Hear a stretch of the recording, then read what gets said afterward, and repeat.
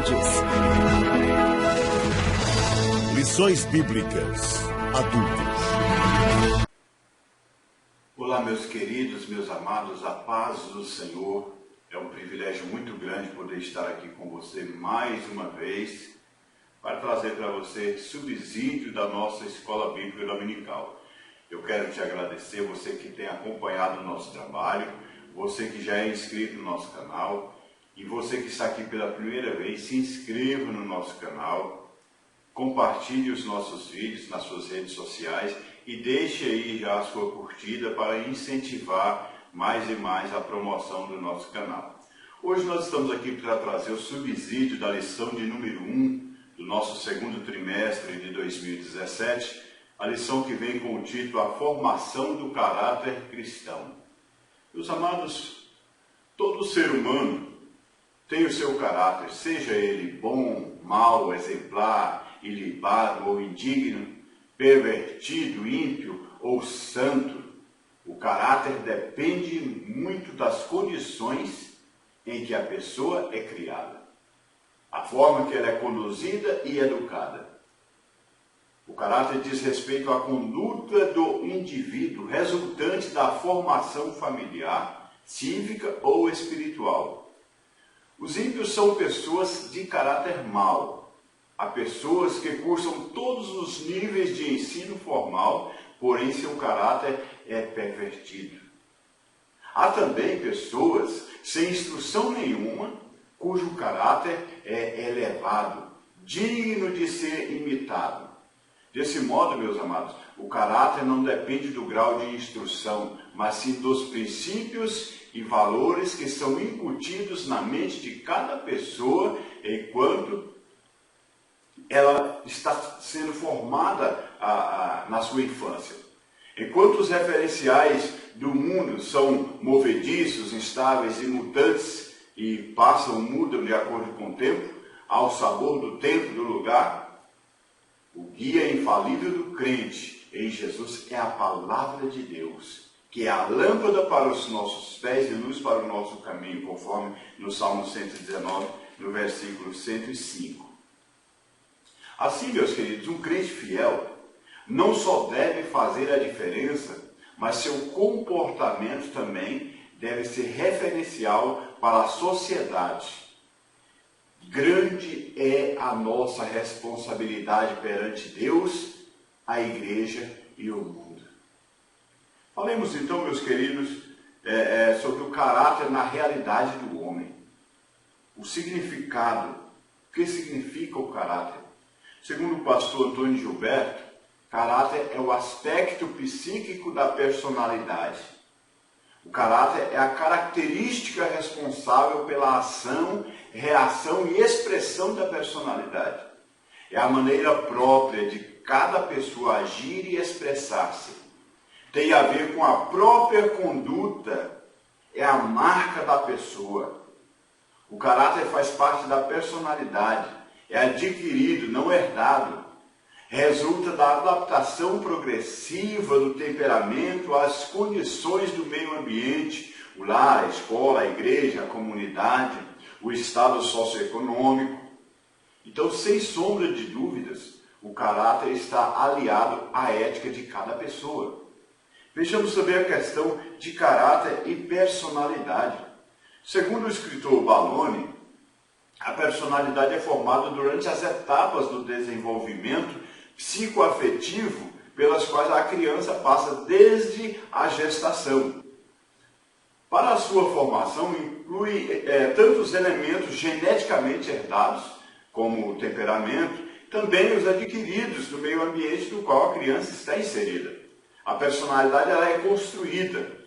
A organização dinâmica dos traços do interior do eu, formados a partir dos genes particulares que herdamos das existências singulares que suportamos e das percepções individuais que temos do mundo, capaz de tornar cada indivíduo único em sua maneira de ser e de desempenhar o seu papel social. A formação da personalidade começa na infância. Dizem os estudiosos que a personalidade de uma pessoa está definida quando ela completa 7 anos de idade. O que ela aprender e apreender até esta fase comprometerá todo o seu desenvolvimento psíquico, emocional, afetivo, social e daí por diante. Daí podemos ver como é importante o papel do ensino cristão na formação da personalidade das crianças. É certamente o que a palavra de Deus adverte: instrui o menino no caminho que deve andar, e até quando envelhecer não se desviará dele. Está em Provérbios, no capítulo 22, versículo 6. Da formação da personalidade desenvolve-se o caráter humano através das diversas experiências da vida. Diz a palavra de Deus: até a criança se dará a conhecer pelas suas ações, se a sua obra for pura e reta. Provérbios capítulo 20, versículo 11. Essas definições de caráter científico mostram que a personalidade tem componentes genéticos, tem componentes educacionais, tem componentes familiares e psicossociais, em que o indivíduo vai se tornando único em sua maneira de ser, de desempenhar o seu papel social. Em outras palavras, na formação da personalidade, entram em ação fatores hereditários. A herança genética dos pais, a cor da pele, dos olhos, a estatura e etc. E a questão ambiental também. A formação familiar, escolar, cultural, moral, ética e espiritual e muitas outras também. Desse modo, meus amados, é grande a importância do ensino cristão através da escola bíblica dominical e dos cultos de doutrina na igreja local, do culto doméstico nos lares, para a formação da personalidade dos alunos. Os fatores ambientais podem ser grandemente influenciados pelos princípios elevados do ensino bíblico. Infelizmente, em muitas igrejas, o ensino está sendo negligenciado. Outras atividades, como o louvor e a parte social, têm tomado o lugar prioritário da palavra de Deus. Diz o salmista: lâmpada para os meus pés é a tua palavra e luz para o meu caminho. Se uma criança, um adolescente ou um jovem recebe o ensino da palavra de Deus em seu lar e na igreja, dificilmente se desviará dos princípios que lhes são ensinados por seus pais e pelos seus ensinadores na igreja local. Então é importante inculcar neles o ensino da palavra do Senhor. Falemos então sobre a questão da deformação do caráter humano. A questão da queda e o caráter humano. Deus fez o homem perfeito em termos espirituais, morais e físicos. Após criar todas as coisas materiais, todas as coisas naturais do universo, o Criador tomou a decisão de criar um ser que fosse a sua representação na Terra. Ele fez esse ser de forma bem diferente da que usava para criar as coisas e os outros seres do reino animal e vegetal e mineral. Para criar esses reinos, ele usou tão somente o poder sobrenatural de sua mente divina, expresso pela energia criadora de suas palavras. Enquanto os outros seres foram criados sob o impacto do fiat, ou do faça-se de Deus, o homem teve criação de um modo bem diferente. Deus, o Elohim da criação, a expressão plural de El, concretizou seu projeto para criar um ser especial de forma especial nos atos da criação. Assim, ele, em conjunto com os outros componentes da sua unidade, que consubstanciam a Trindade, Pai, Filho e Espírito Santo, de modo solene e majestático diz: façamos o homem à nossa imagem, conforme a nossa semelhança, e domine sobre os peixes do mar, sobre as aves do céu, e sobre o gado, e sobre toda a terra, e sobre todo o réptil que se move sobre a terra. E criou Deus o homem à sua imagem, e a imagem de Deus o criou, macho e fêmea os criou. O homem e a mulher foram criados à imagem e semelhança do Criador. E essa imagem e semelhança com Deus? A questão, a palavra hebraica para imagem é tselem. A palavra semelhança é edmut. E ambas referem-se a algo similar ou idêntico à coisa que elas representam, ou aquilo que são. A imagem. Podemos dizer que o homem era, no seu estado original, no ato da criação, uma imagem ou representação de Deus, tendo características de Deus em sua pessoa, tais como personalidade, amor, justiça, santidade, retidão, perfeição moral. Tudo isso à semelhança de Deus. Mas o homem não poderia ser igual a Deus. Só Jesus, o resplendor da sua glória, é a expressa imagem de sua pessoa, conforme está em Hebreus capítulo 1, versículo 3. Esse é a imagem do Deus invisível, primogênito da criação. Então, a interpretação que vem a ser a semelhança de Deus no homem tem muitas variantes. Há quem entenda que essa semelhança é apenas moral e espiritual. Outros entendem que é mais ampla, que inclui a essência da divindade do Criador. Na Bíblia de Estudo Pentecostal, lemos que eles tinham a semelhança moral com Deus, pois não tinham pecado, eram santos, tinham sabedoria, um coração amoroso e o poder de decisão para fazer o que era certo. Viviam em comunhão pessoal com Deus, que abrangia obediência moral e plena comunhão. Então, na Bíblia de Estudo Pentecostal, também está escrito que Adão e Eva possuíam semelhança natural com Deus.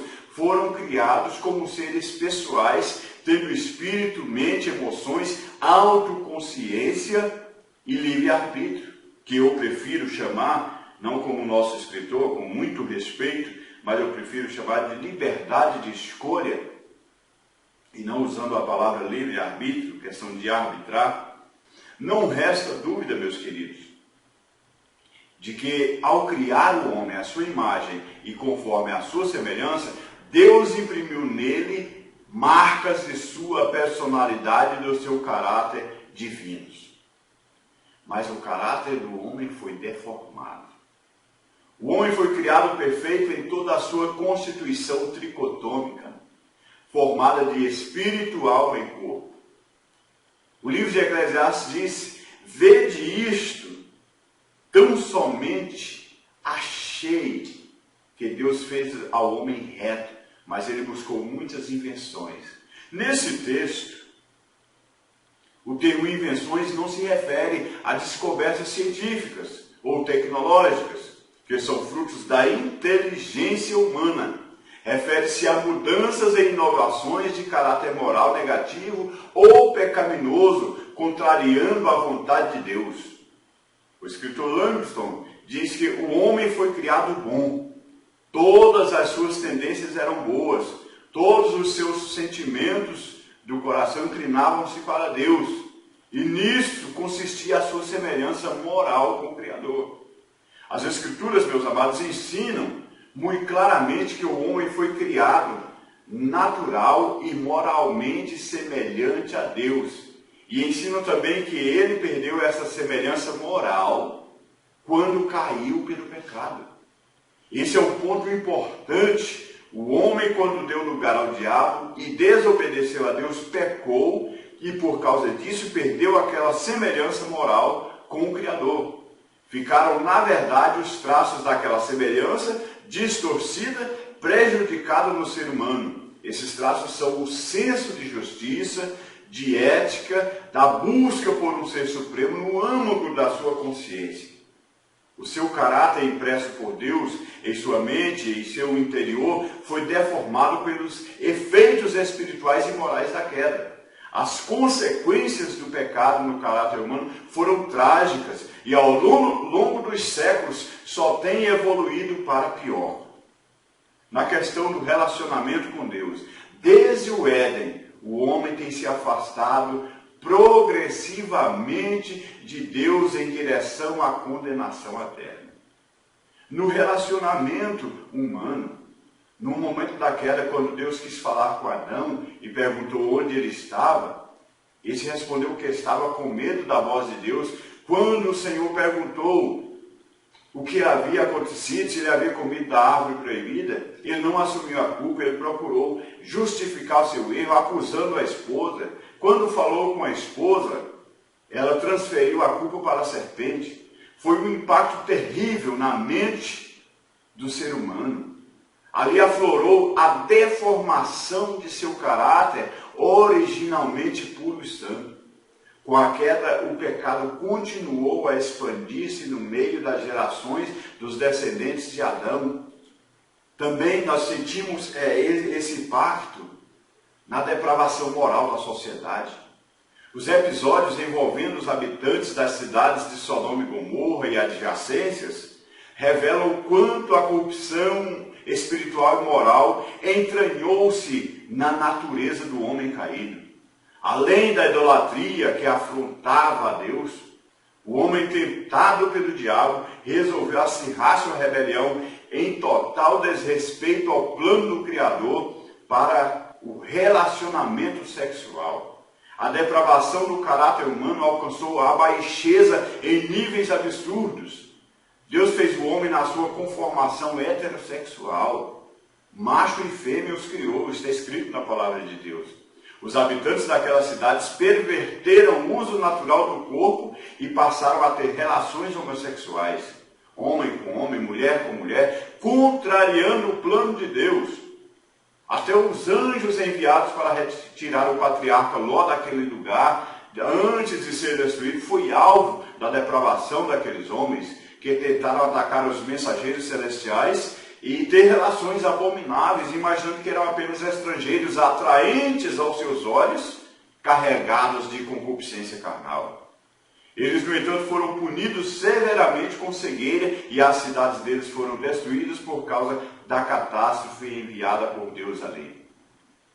Dali para os nossos dias presentes, meus amados, a depravação moral acentua-se cada vez mais, como prova da rebelião do homem perdido contra o seu Criador. Além da homossexualidade, o homem perdido tem adotado práticas perversas e criminosas contra seu semelhante. A pedofilia, a bestialidade, o adultério, a fornicação, o travestismo, a transexualidade e outras abominações são exemplos evidentes da corrupção do caráter humano. Na questão do relacionamento com a natureza também, houve uma grande influência nessa questão da queda. O planeta Terra foi preparado para ser o ambiente ideal para o desenvolvimento da vida do homem e dos animais. Como seres vivos, necessitados de condições ecológicas ambientais apropriadas para a sua existência sadia e segura. A Terra foi dada por Deus aos filhos dos homens, lá no Salmo 115, no versículo 16.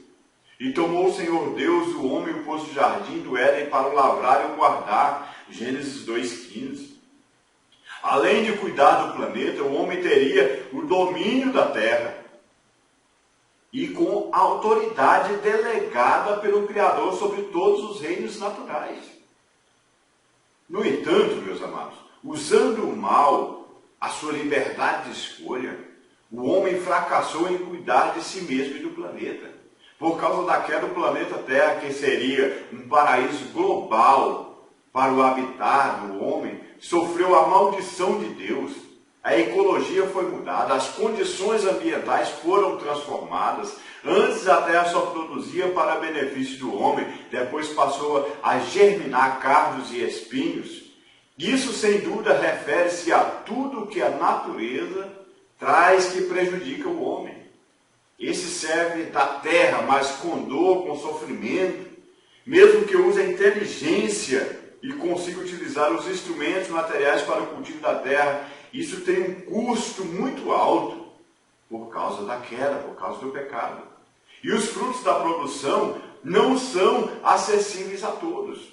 O mau uso dos recursos naturais tem provocado verdadeiras catástrofes na natureza. Tufões, furacões, tornados, enchentes de um lado, seca de outro lado, poluição do ar, das águas, do solo. Todos esses são exemplos do fracasso do homem em cuidar do seu habitat concedido por Deus.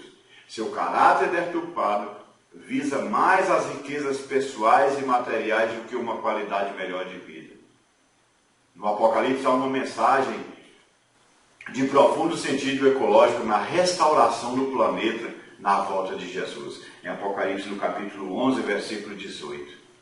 Mas o caráter do homem foi passado, ou teve a oportunidade de passar pela redenção de Deus.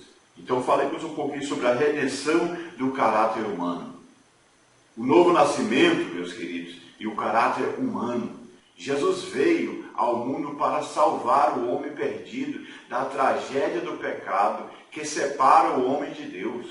No cenário da queda, por causa da misericórdia para com o homem, Deus prometeu a redenção da raça humana por meio da semente da mulher. A miséria humana inclui a deformação do seu caráter. Sem Deus ele peca por inclinação, por opção e até por prazer. Crendo ou não, o pecador torna-se propriedade de Satanás. Quem comete pecado é do diabo, porque o diabo peca desde o princípio. Para isso, o Filho de Deus se manifestou para desfazer as obras do diabo. 1 João 3, verso 8. Tudo na vida do homem, desde seus pensamentos, ideias e ideais, sentimentos e emoções, bem como suas atitudes e condutas, são transformados pelo Evangelho, que é o poder de Deus para a salvação de todo aquele que crê. A salvação é regeneração, é o novo nascimento. A salvação em Cristo faz do homem uma nova criatura, completamente transformada em todas as áreas do seu ser e da sua vida. Um verdadeiro salvo jamais permanece na condição da velha vida de pecado. Assim que, se alguém está em Cristo, nova criatura é, e as coisas velhas já passaram, e eis que tudo se fez novo. O caráter do nascido de novo é poderosamente transformado pelo poder do Espírito Santo. Se ele mentia, não mente mais. Se roubava, não rouba mais. Se fornicava, adulterava, se prostituía, não pratica mais esses erros em sua vida. O homem regenerado por Deus passa a adotar uma nova ética. Ele assimila e pratica a ética cristã, que tem como base a palavra de Deus. Salvação e conversão, que significa transformação na vida do servo de Deus. O salvo é filho de Deus e revestido da nova natureza. Porque todos sois filhos de Deus pela fé em Cristo Jesus. Porque todos quantos fostes batizados em Cristo, já vos revestistes de Cristo. Gálatas, capítulo 3, versículo 26 e 27. O salvo é nascido de novo e considerado morto para o pecado. Somos novas criaturas em Cristo Jesus. E a palavra de Deus, ela fortalece o nosso caráter. A Bíblia tem um poder transformador tão grande na vida do nascido de novo, que todo o seu ser é alcançado pelos seus efeitos benéficos e regeneradores. As Escrituras dizem, porque a palavra de Deus é viva e eficaz, e mais penetrante do que espada de 2 gumes, e penetra até a divisão da alma e do espírito, das juntas e medulas, e é apta para discernir os pensamentos e as intenções do coração. Então as crianças podem ser educadas na palavra de Deus. Os adolescentes podem ser ensinados a palavra de Deus. Os velhos podem ser melhorados na palavra de Deus. O adolescente precisa ser inculcado, o jovem precisa ser inculcado nele para fortalecer a sua personalidade. Está numa fase que busca identificar a sua própria identidade. Então precisa muito de orientação, são muitos questionamentos. Quem sou eu? Por que sou assim? Qual é o meu futuro? Então, nós como pais, como ensinadores, como mestres, como obreiros do Senhor, temos que inculcar nos nossos jovens e adolescentes, para que eles possam pensar firmemente na vontade de Deus e ter uma vida de sucesso, na obra de Deus, na vida social e na vida familiar. Nós precisamos, como adultos, fortalecer a nossa vida para contribuir na formação dos jovens. Os passos de um homem bom são confirmados pelo Senhor, e Ele deleita no seu caminho. Salmo 37, versículo 23. Nós precisamos ter consciência da nossa vida cristã. Existem pessoas adultas que não têm consciência da sua vida cristã, porque teve uma formação espiritual deficiente, ou por ter aceitado a Cristo já na idade adulta. Então a igreja precisa lapidar o seu caráter. Toda a família é beneficiada pela ministração da palavra de Deus. Nós precisamos orientar. Nós precisamos, como cristãos, ter um caráter amoroso e santo. A salvação propiciada pelo sacrifício expiatório de Cristo abrange todas as áreas da estrutura do ser humano, espírito, alma e corpo. Os aspectos fundamentais da salvação, regeneração, justificação, santificação, devem ser vistos em toda a sua abrangência.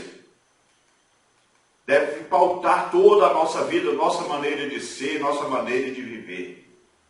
Então, concluindo esse nosso subsídio, meus queridos, eu posso dizer para você que o caráter do homem reflete a sua personalidade e demonstra a sua conduta ética e moral. Revela também princípios e valores de caráter espiritual e humano. O homem ímpio tem naturalmente um caráter deformado pelo efeito do pecado. O homem salvo e remido pelo Senhor Jesus Cristo tem as marcas de Cristo em seu ser e no seu comportamento, expresso por suas atitudes e ações observáveis do seu cotidiano. Somente Cristo, através da sua palavra, pode provocar mudanças radicais na mente e no comportamento humano, a ponto de termos a certeza de que existe um novo nascimento espiritual que identifica o salvo em Cristo Jesus. Que assim Deus abençoe a sua vida. Muito obrigado por estar nos acompanhando aqui no nosso canal, a Bíblia Logos e Rema. Deus te abençoe. Amém.